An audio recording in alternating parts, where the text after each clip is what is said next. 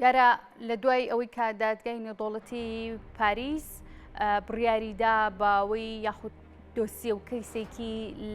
لا بەرژەوەندەی عێراق یەکلایی کردەوە، ئەویش پرسی فرۆشتن و هەناردەکردنی نەوتێرێمی کوردستان بوو لە ڕێگەی بەندەری جەیهانەوە. دیارە لەو کاتەوە تاکو ئێستا بەنزیکی مانگێک دەبێت و زیاتریش تاکو ئێستا ڕاگررتنی نەوتی هەرێمی کوردستان و فرۆشتنی بەردەوامی هەیە. بێگومان کاریگەری هەبووە لەسەر بازاری جیهان و لە نێو عێراقیشدا کاریگەری خۆی بە پێی پێویستە بۆ و کەسانی چاودێر لە بابەتەکە و حکمی سیاسی باسیرەوە دەکەن. بەڵام لەم نێوەندەشدا پرسی ئێران دێتە ئاراوە کێکێکە لە وڵاتانی گەماروی ئابووری لەسرە بە جۆرە جیاوازەکانیەوە. فرۆشتنی یاخود ڕاگررتنی نەوتێرێمی کوردستان چ کاریگەری سوودێکی و لە بەرامبەردا یاخود هیچ کاریگەری زیانێکی لەسەر ئێران و نەوتی ئێران هەبووە. لەسەرم بابەتە لەگەڵ بەڕێز ڕێبین سەمەد کە بەڕێزیان مامۆستای زانکۆن و پسپۆریان هەیە لە نەوت و زۆ فرۆشتنی نەوەدا لە سەر بابەتەکە ڕاستەخۆ لە هەولێرە و میانمانە گفتوگوی بابەتەکەی لەگەڵدا دەکەم. بەڕێز مامۆستا زۆر مامۆستا ڕێبین ببوورە، زۆر سپاس بۆ ئامادەبوونت بەر لە هەموو شتێ گەر یەک شاوخشێنینەوە بە بڕیارەکەیە و کاریگەری ئەم بڕیارە لەسەر عێراق و لەسەر هەرێمی کوردستان تا ئێستا چی بووە، دواتر دێنە سێر وردەکاری بابەتەکە و گرێبەستەکان و کاریگەری لەسەر بازاڕەکانی فرۆشتنی نەوت. زۆر سپاس. بەڕاستی هەرێمی کوردستان هەروەکو عێراق سەتان نۆهەت بەسەرەوە کە ئەو ڕێژە داهاتەی کە لە بۆ حکومەت کۆ دەکرێتەوە یاخود پشتی تێ پێدەبەستێت بریتێ لە فرۆشتن و هەناردەکردنی نەوت. ئێمە دەبینی عێراق و هەرێمی کوردستانەیەکە لە وڵاتانەی یاخود لە وڵاتانەی کە بە منتەجی نەفت دانەدرێت یاخود بە بەرهەمێنەری نەوت دانەدرێت. بۆیە ئێمە دەبینین لە ڕووی ئابووریشەوە لە سەتان نۆهەت بەسەرەوە ڕێژەی دەخلی حکوومەتیان بریتە لە پشتبەستن بە فرۆشتنی نەوت یاخود گەڕانەوەی ئەو داهاتێک کە بەهۆی نەوتەوە بەدەستیان دەکەوێت. لەم کاتە ئێمە ئەبینین لە دوای 2007ەوە کە پرۆژه یاسای نەوت و غازی هەرێمی کوردستان دەرچوو لە پەرلەمانی کوردستان و لە 2013ش هەرێمی کوردستان دەستی کرد بە شێوەیەکی ڕسمی بە هەناردەکردنی نەوت لە ڕێگای بۆڕی نەوتی عێراق و جەیهان بۆ بازاڕە نێودەوڵەتیەکان. ئێمە دەبینین لە دوای ئەوە پرۆسەی نەوت وردە لە هەرێمی کوردستان بەرفراوانی بەخۆی بینی و بەهۆی گەشەکردن و پێشکەوتن بەتایبەتی لە نێو چەلگە نەوتیەکان بەتایبەتی بەدەست کۆمپانیا بیانیەکانەوە. بۆیە ئێمە دەبین هەمیشە کێشە هەبوو لە نێوان حکوومەتی عێراقی و هەرێمی کوردستانەوە هەر لە سەردەمی مالیکی تاوەکو کازمی یاخود محەممەد شیح سوودانی هەموو سەرۆک وەزیرەکان ئەگەر کێشەی نەوت و غاز یاخود مەلەفی نەوت و غازشیان چارەسەر کردبیتن بە شێوەیەکی کاتی ڕایان گرتووە. ئێمە بین لە دوای ئەوەی لە دادگای نێوبژیوانی پاریس کە لە دوای ئەوەی کە عێراق شکاتی لە هەرێمی کوردستان لە تورکیا کرد بە بۆنەی فرۆشتنی نەوت بەبێ گەڕانەوە بۆ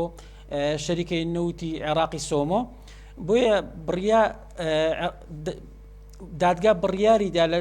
لە نێوان 2014 تاوەکو 2017 کە ئەو نەوتێکە هەرێمی کوردستان فرۆشتیەتی بەبێ گەڕانەوە لە بۆ عێراق یاخود تورکیا هەناردەی بازاڕەکانی جیهانی کردووە ڕایگرت. ئەم بڕیارە لە 25 مارس کەوتە بواری جێبەجێکردنەوە و نەوتی هەرێمی کوردستان بە شێوەیەکی کاتی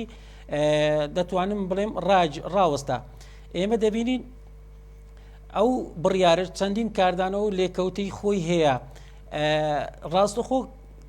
کاریگەری کردە سەر نرخی نەوت لە بازاڕەکانی زیان بۆ چەند دۆلارێک بەرزی کردەوە. ئێمە ئەگەر سەیری ئەو داتایی بکەین کە وەزارەتی نەوتی عێراق بڵاوی کردوێتەوە بەراوردکاریەک بکەین لە نێوان داهاتی نەوتی عێراق لە مانجی 2 و لە مانجی 3 ئێمە بین لە ئەو داهاتێکە لە مانجی 3 عێراق بەدەستی کەوتووە لە بەرامبەر فرۆشتنی نەوت زیاترە لە 320 میلیۆن دلار لە مانجی 2. ئەمەش بەهۆی بەرزبوونەوەی نرخی نەوت کە لە مانجی 2 بۆ تێگڕای فرۆشتنی بەرمیلێک نەوت 73 دلارە، بەڵام بۆ مانجی 3 ئێمە دەبین بۆتە 76 دلار. لە هەمان کاتدا بڕی نەوتی هەناردەکرا و لە مانجی 2 بۆ تێگڕا لە عێراق 3 میلیۆن و 255 هزار بەرمیل نەوتی بووە. بەڵام لە هەمان کاتدا ئەو ڕێژە بەرمیلەی کە لە مانجی 3 هەناردەی دەرەوەی وڵات کردووە کەمتریشە، بەڵام لەگەڵ ئەوەشە داهاتەکەی زیاترە. بێگومان ئەوەش یەک لە هۆکارەکان بەهۆی بەرزبوونەوەی نرخی نەوتە لە بازاڕەکانی جیان کە بڕی ئەو بڕەنەوتێک کە هەرێمی کوردستان هەناردەی بازارەکانی جیهان دەکرد کە ڕێژەکەی نزیکەی 500,000 بەرمیل نەوتی ڕۆژانە و بێگومان کاریگەری ڕاستەوخۆی هەبوو لەسەر بەرزکردنەوەی نرخی نەوت لە بازارەکانی جیهاندا. باشە ئەمە یەکە لەوە بەڵێ باشە مامۆستا ڕێبین باس لێکێک لە هۆکارەکانی کرد دواتر ئەگەر هۆکاری دیکە بوو وابەستە بە پرسیارێکی من وەڵامی بێتەوە دەزانین کە عێراق بەشدارە لە گرنگترین ڕێکخراوەکانی تایبەت بە فرۆشتنی نەوت ئەویش ئۆپیکە ئۆپیک بڵەسا جۆرە جیاوازەکانی بەڵێ ئۆپیکە کاریگەریەکی هەبووە لەسەر فرۆشتنی نەوت لە بازارەکانی جیهاندا و وڵاتانی عەرەبی بە هەمان شێوە لەسەر نرخی نەوت بڕی نەوت کاریگەریەکەی لە ئێستا دەرکەوتووە. بێگومان ئێمە بینی ئەگەر عێراق ئەو ڕێژە بەرمیلە نەوتەی کە لە ڕێگای بەندەری جەیهانەوە ڕاوەستەوە بۆ بۆنەی مەسەرەن ئێستا چەندین هۆکار هەیە کە وای کردووەکە یەک لە هۆکارەکان بە بڕوای من کە دەیگەڕێنەوە بۆ هەڵبژاردنەکانی تورکیا کە نزیکە هەروە ئەو دەنگدانەوە گەورەی تورکیا کە بەخۆی ببینی بەهۆی دۆڕاندنی لە کەیسی نەوتی عێراقەوە ڕاگررتنی تاڕادێک دەیگەڕێنەوە بۆ هەروە ئێمە ئەبینین جۆری ئەو گرێبەستەی کە هەرێمی کوردستان لەگەڵ ڕۆژنەفت و کارگروپ کردوێتی لە ڕێگای بۆڕی هەرێمی کوردستانەوە ڕەوانی دەرەوەی بازارەکانی جیهانی کردووە ئەمانە تاڕادێک جۆرێکە لە کێشە و لە کێشەی تەکنیکی نەوت کە لە نێوان کۆمپانیەکان و وەزارەتی نەوتی عێراق دروست بووە ئەمە لەوانەیە گفتوگۆ بخەیانی و لەوانەیە ڕێکەوتنی نامەی نوێی دەوێتن هەروە ئێمە بینین ئەو بۆڕیکە نەوتی هەرێمی کوردستانی پێدا تێپەڕ دەبێتن بەرەو بەندەری جیهان و بۆ نێو بازارەکانی جیهان بە شادەماری بەردەوامبوونی ژیان و گەشەی ئابووری هەرێمی کوردستان دادەندرێتن بۆیە لە ئێستادا ئێمە ئەبینین بۆ بەرمیلێک نەوت لەوانەیە $5 بۆ $6 زۆر بێتن بۆیە بە بڕوای من ئەگە بەرە ئاوردی بکەین بە ئەو بەرمیلە نەوتێکە عێراق دەینێریتن کە بریتە لە وەزارەتی نەوتی عێراق و مەسەلەن شەریکەی سۆمۆ تەنها $1 بۆ $2 بۆیە جیاوازەکە لە نێوان ئەو بڕی کە لە تێچووی بەرمیلێک نەوتە لە گواستنەوە لە نێوان عێراق و هەرێمی کوردستان ئەوەی هەرێمی کوردستان $4 زیاترە بۆیە بە بڕوای من ئەگەر ئێمە سەیر بکەن ئەو گرێبەسانی کە کراوە جۆرێک لە قازانجی گەورەی بۆ شەریکە و کۆمپانیەکان تێدا هەیە بۆی پێداچونەوە دەرفەتێکی گەورەشە بۆ هەرێمی کوردستان بۆ پێداچوونەوە بە سەرجەم گرێبەستەکان لەگەڵ شەریکە و کۆمپانیەکان و دامەزراندنی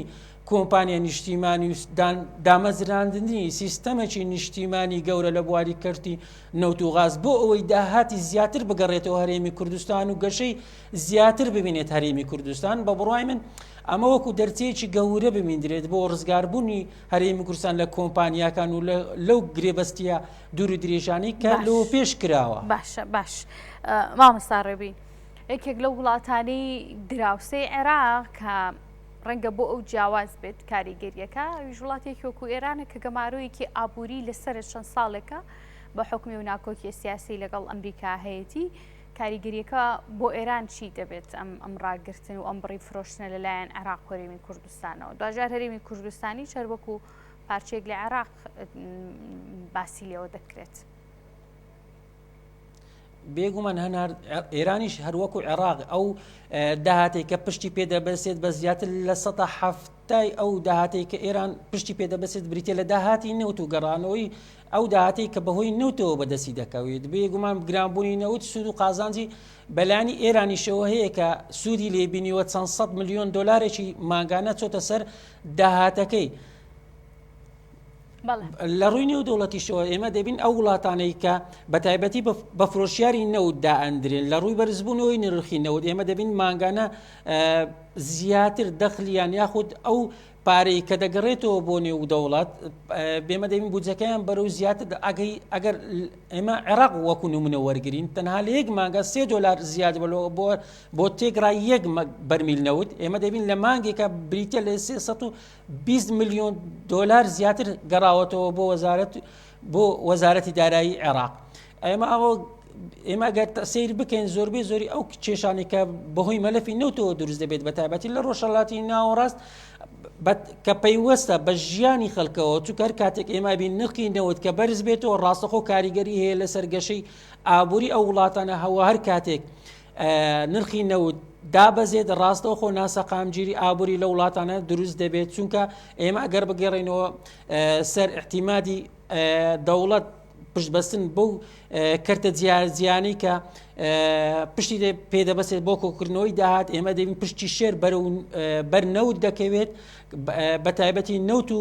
بەربوومەکانی یاخود ئێستا دەبین ئێمە غازیش هاتۆتە ناو پرۆسەی هەناردەکردن عێراق چەند مانگلەوە پێش بڕی غازی شلی هەناردەی بازاڕەکانی جیهان کردووە هەروە چەندین مەسفای نوێ بە تایبەتی مەسفای کێربەلا کە ڕۆژانە 130,000 بەرمیل نەوت لەوێن دەربەکار دێنرێت ئێستا عێراق نزیکەی 1,800,000 بەرمیل نەوت ڕۆژانە لە پاڵێوەکانی خۆی دەپاڵێورێت و بەهۆی بەمەبەستی بەرهەمهێنانی منتجی ناوخۆ پڕکردنەوەی پێداویستیەکانی ناوخۆی تاکو ئێستا ئێران سوودی لەم دەرفەتە وەرگرت بێت ئێران ئەوەی لێرە و لەوێ باز دەکرێتن ئێران وا خۆی نیشان دەداتن وا خۆی پیشاندا کە پێشنیاری ئەوە بکرێت کە لە ڕێگەی ئێرانەوە نەوتە ناردەی بازاڕەکانی جیهان بکرێت بە تایبەتی لە بەندەری عەباس وا خۆی نیشان دەکەوە بۆ هەرێمی کوردستان وەکو دەرچەی دووەم سەیر بکرێت بەڵام ئێمە ئاگە سیر بکەن وەزارەتی نەوتی عێراق جگە لە تورکیای دەرچەی تریشی لە بەردەمدایە بە تایبەتی لە ڕێگای بەندەری بانیاسەوە یاخود لە ڕێگای تریشەوە چونکە عێراق ئەوەی بەرپرسە لە هەناردەکردنی نەوت و فرۆشتنی نەوت لە بازاڕەکانی جیهان سیادەی بۆ عێراق دەگەڕێتەوە بۆیە ئەو پێشنیارانە لە بەردەم وەزارەتی نەوت تاکو ئێستا بە وەڵایی ماوەتەوە تاوەکو هەروە باسیش دەکرێتن ئەو بڕەنەوتەی کە لە هەرێمی کوردستان بەرهەم دێنرێت وا باسکراوە کە لە پاڵێوگەکان دوو باوەرە بپاڵێورێتەوە وەکو داهات عێراق سوودی لێ ببینێت. باش مامۆستا ڕێبین ئێستا ماوەی کە بە نزیکی دوو مانگێکە بێت کە نەوتی هەرێمی کوردستان فرۆشتنی ڕاگیراوە حکوومەتی عێراقی هیچ بارگرانێکی بۆ دروست بۆ لە ڕۆداراییەکەیەوە و چۆن دەکرێت قەرەبوو بکرێتەوە ئەگەر کاریگەری لەسەر عێراق و هەرێمی کوردستانیش بە هەمان شێوە دروست کرد بێت. هەروەکو باسم کرد ئەو بەراوردکاریەم کرد کە لە نێوان ئەو داهاتەی کە لە مانجی دوو عێراق بەدەستی هێناوە کە بریتێ لە 7 ملیار و 40 ملیۆن دلار هەروە ئەو داهاتەی کە بەهۆی بەرزبوونەوەی نەوت بەدەستی هێناوە لە مانجی سێوە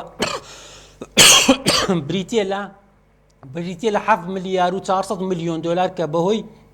زیادبوونی داهاتەوە بەدەستی کەوتووە بەهۆی بەرزبوونەوەی نرخی نەوت بە تایبەتی ئێمە دەمین لە تێکڕای نەوت بەرمیلێک نەوت لە مانجی دووە 73 دلار بووە بەڵام لە مانجی سێ بەهۆی بەرزبوونەوەی نەوت بۆ بەرمیلێک بریتێ لە 76 دلار بێگومان هەناردەکردنی و گەڕانەوەی لە چوارچێ ئەو ڕێکەوتنامێکە لە نێوان حکوومەتی هەرێمی کوردستان و حکوومەتی عێراقی کراوە دووبارە ئیزافەتەن ئەو 500,000 بەرمیلەش بچێتە سەر 3 ملیۆن و 200,000 بەرمیل نەوتە عێراق نزیک دەبێتەوە لە 4 ملیۆن بەرمیل نەوت بۆ هەناردەکردنی بۆ نێو بازاڕەکانی جیهان لە ڕووی داهاتەوە داهاتێکی یەکجار زۆر ڕوو لەو وڵاتەی دەکاتن دەتوانم برێم عێراق دووبارە ڕێژەی گەشانەوەی کە لە ساڵی ڕابردوو سەتاسی تۆمار کردبوو ئەم ساڵ سەتان نزیک دەبێتەوە لە سەتات چواری گەشەی ئابووری بۆ تێگڕا لە ساڵدا. باشە ئێستا مامۆستا محەممەد جەناب تۆزی ئاو بخۆرەوە هەناسەیەک بە تاکوون پرسیارەکانە لێ یەکەم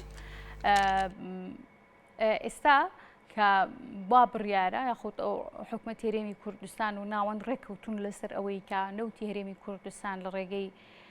سۆمۆ لە ڕێی سەرپەرشتی ڕاستەوخۆی حکوومەتی عێراقدا بفرۆشرێت ئەمە چ دەستکەوتێک بۆ عێراق بەدی دەهێنێ و کۆکردنەوەی داهاتەکانی عێراق بەگشتی کاڵم عێراق بە هەرێمی کوردستانیشەوە.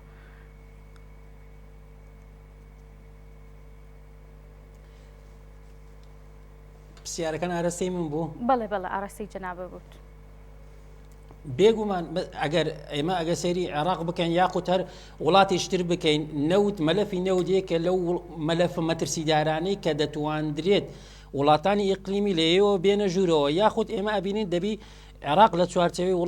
وڵاتی ئۆپێک یاخود وڵاتانی ئۆپێک پلس یەکێکە لەو وڵاتانەی کە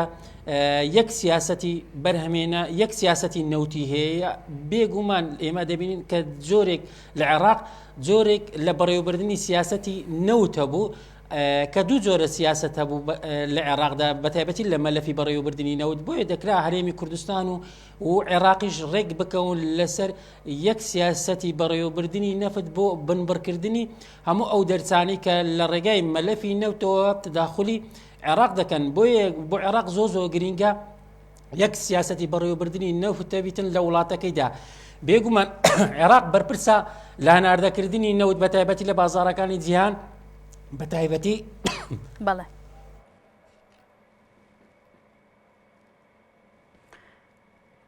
جیهان ئێمە دەبینین سۆمۆ بۆ چەند بە سعری برێنت ئەو نەوتە دەفرۆشێت بەڵام ئەو بڕەنەوتەی بە هەمان شێوە کە هەرێمی کوردستان دەیفرۆشت ئێمە دەیم لە بازارەکانی جیهان جیاوازی زیاتر بوو لە $20 ئێمەش کاریگەری زۆر خراپی دەکرد بێگومان لەسەر فرۆشتنی نەوت لە کۆی پرۆسەی نەوت لە هەرێمی کوردستان بۆیە بە بڕوای من هەرێمی کوردستان وەکو دەرچەیەک ئەم ڕێکەوتنامانە ببینێت کە لە چوارچێوەی عێراقا دووبارە مؤسسات و دامەزراوەی نەوتی دروست بکات بۆ ئەوەی لێەوە بتوانێت لە کۆمپانیەکان ڕزگاری بێتن و زۆرترین داهات بۆ هەرێمی کوردستان و بۆ عێراق بگەڕێنێتەوە. بەڕێز ڕێبین سەمەد مامۆستای زانکۆ شارەزا لە بواری نەوت زۆر سپاس بۆ ئامادەبوون کە ڕاستەخۆ لە هەولێرەوە میوانیە